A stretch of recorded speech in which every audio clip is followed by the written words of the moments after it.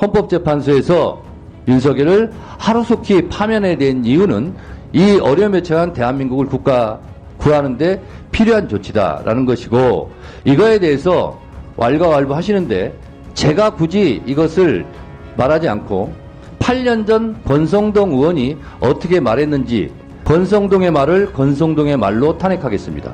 한번 들어보시죠. 저도 질의하도록 하겠습니다.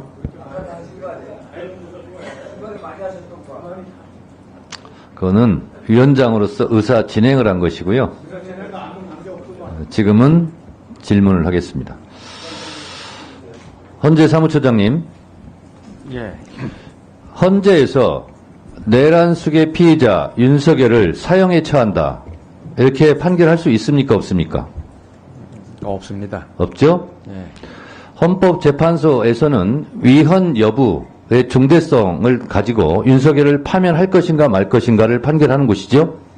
예, 그렇습니다. 네, 그렇습니다. 법원행정처장님. 예. 내란숙의 피의자 윤석열은 헌법 위반 정도가 매우 심각함으로 탄핵한다, 이런 판결을 법원에서 할 수 있습니까, 없습니까? 할 수 없습니다. 할 수 없죠? 예. 네. 진료는 의사에게, 약은 약사에게 하는 것처럼 헌법재판소에서는 내란죄에 대해서 형량을 판결할 수 없습니다. 마찬가지로 법원에서는 위헌 여부에 대해서 따지고 윤석열을 파면 조치할 수 없습니다. 따라서 헌재는 말 그대로 헌법을 재판하는 곳이기 때문에 헌법재판소입니다. 내란죄를 포함시켜 헌재에서 심리를 할지라도 실제로 내란죄에 대한 사형, 무기, 형량을 선고할 수 없기 때문에 실제로 윤석열을 파면, 탄핵하는 데는 그다지 실익이 있다라고 말하기가 어렵다라고 생각합니다. 저는 국민의힘 의원님들이 참으로 비정하다라고 생각합니다. 윤석열 입장에서 보면 얼마나 배신감이 들겠습니까? 본인은 헌법재판소에서 헌법에 대한 위헌성 여부를 따지는 것도 버거울 텐데 국민의힘 의원들이 왜 내란죄를 뺐느냐, 내란죄를 포함시켜라 라고까지 주장합니다. 얼마나 힘들겠습니까? 윤석열의 입장에서는. 그런데 국민의힘 의원님들은 너무 걱정 안 하셔도 됩니다. 내란죄는 형사재판에서 제가 추측컨 때는 아마 사형 선고가 나올 것으로 생각됩니다. 그래서 윤석열에 대해서, 내란죄에 대해서 사형 선고가 내리는 것은 법원에서, 형사재판에서 할 테니까 너무 걱정 마시고, 그것을 헌법재판소에서 왜 안 하냐고 윤석열 씨 서운하게 그런 말은 안 하시는 게 좋을 것 같다라는 생각이 듭니다. 자, 방화범이 불을 저질렀습니다. 불을 질렀어요. 그리고 또 불을 지르겠다고 합니다. 그것도 12월 3일 날 불을 질렀는데 나를 잡아가지 않으면 또 불을 지르겠다. 그러면 그 방화범에 대해서는 일단 파면 조치해야 됩니다. 우리 회사 불 질렀는데 또 지를 거야. 그러면 일단 회사에 못 나오게 해야 됩니다. 격리해야 됩니다. 이게 헌법재판소에서 하는 파면, 탄핵 인용입니다. 그런데 그 방화죄에 대해서 징역 10년이냐, 15년이냐, 무기징역이냐, 사형이냐는 그것은 나중에 형사재판에서 하면 될 일입니다. 그런데 이 방화범이 계속 불 지르라고 형사재판을 하면서 1년이 걸릴지 2년이 걸릴지도 모르는 그 방화범을 그냥 불 지를 수 있도록 하는 것은 책임 회피다, 이렇게 생각하고요. 어느 회사 금고지기도 마찬가지입니다. 12월 3일 날 12억 3천만 원을 횡령했는데, 빼돌렸는데 그 자리에 두면 또 빼돌리겠다고 그래요. 그러면 빨리 격리부장, 금고지기직을 파면해야 되는 거예요. 그래야 그 회사가 안전합니다. 그런 면에서 헌법재판소에서 윤석열을 하루속히 파면해야 된 이유는 이 어려움에 처한 대한민국을 구하는 데 필요한 조치다라는 것이고, 이거에 대해서 왈가왈부 하시는데 제가 굳이 이것을 말하지 않고 8년 전 권성동 의원이 어떻게 말했는지 권성동의 말을 권성동의 말로 탄핵하겠습니다.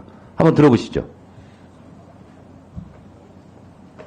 탄핵 법정은 대통령의 직무집행 행위가 헌법과 법률에 위반되느냐, 그리고 위반의 정도가 중대하느냐, 만 관심이 있을 뿐이지 그것이 뇌물수수죄가 되는지 강요죄가 되는지 직권남용죄가 되는지 여부는 탄핵 심판에 있어서 관심사항이 아니다라는 말씀을 드립니다. 탄핵 심판은 대통령의 직무집행행위가 헌법과 법률에 위배되느냐의 여부가 중요하기 때문에 그렇습니다. 뇌물죄, 강요죄 등은 논하지 않고 헌법 위배사항만 담겠다. 범죄 성립 유무는 탄핵 심판 아닌 형사재판의 대상이다. 공소장 변경도 기본적인 사실관계는 그대로 유지하면서 거기에 대한 법적 평가를 달리하는 것입니다. 그렇기 때문에 국회 제적위원 3분의 2 이상의 찬성이 필요 없고 마치 검찰의 공소장처럼 뇌물수수죄에 해당한다, 강요죄에 해당한다, 탄핵 심판은 대통령에 대한 파면 결정을 하는 행정소송의 일종이거든요. 예. 그래서 유무죄는 유죄냐 무죄냐는 형사법정에서 가려야 되는 문제고 탄핵법정에서는 대통령의 직무집행행위가 헌법과 법률에 위반되는 여부만을 판단하면 됩니다. 예. 8년 전 권성동 소추위원께서 뇌물죄, 강요죄, 직권남용죄 등을 헌법 위헌 여부로 판단한다라는 것처럼 저도 8년 전에 권성동 소추위원이 한 것처럼 똑같이 한 겁니다. 내란죄에 대한 부분은 형사재판정에 가서 사형을 받든 무기든 받든 거기 가서 받으시고 내란 행위에 대해서는 위헌 여부를 가지고도 충분히 탄핵시킬 수 있다라는 것입니다. 그러니 3분의 2 필요 없고 재의결 필요 없다고 지금 권성동 의원이 8년 전에 얘기하고 있지 않습니까? 국민의힘 의원님들 권성동 의원의 말에 대해서 반기 좀 그만 드세요. 이렇게 말씀드리고요. 그리고 이 국민의힘 의원들이 내란죄 빼면 혹시 윤석열이 탄핵 안 되는 거 아니야? 파면 안 되는 거 아니야? 돌아와서 우리한테 보복하는 거 아니야? 라고 걱정하시는 것 같은데 걱정하지 마세요. 내란죄 부분을 형사재판에서 충분히 할 것이고 위헌성 여부 가지고도 충분히 윤석열 씨는 파면이 100% 될 것이라고 저는 생각하기 때문에 너무 걱정하지 마시기 바랍니다. Don't worry, be happy 하시기 바라고요. 공 소장님. 예. 이 사진 보신 적 있죠? 한남동 관저 앞에서 눈보라를 맞으면서 앉아있는 우리 2030 여성들의 모습입니다. 여러분, 이분들이 공수처보다 더 오래 한남동 관저를 지키고 있다 하는 사실 명심하시고 2차 때는 1차 실패의 우를 범하지 않기 위해서 최선을 다해 주시기 바랍니다. 잘 알겠습니다. 더 많은 국민들이 그 반대편에 서 있는 거 기억 안 하세요? 이렇게 앉아있지만 더 많은 국민들이 반대편에 송석준 의원은 민심으로 좀 소개지 마세요. 송석준 의원은 발언권 얻고 얘기하세요. 발언권 얻고 얘기하세요. 안 줘요. 그러니까 말씀하지 마시라고요. 근데 우리 회장님, 우리 법사위원장이 어떻게 그 공수처 이 과외 학습장입니까? 네?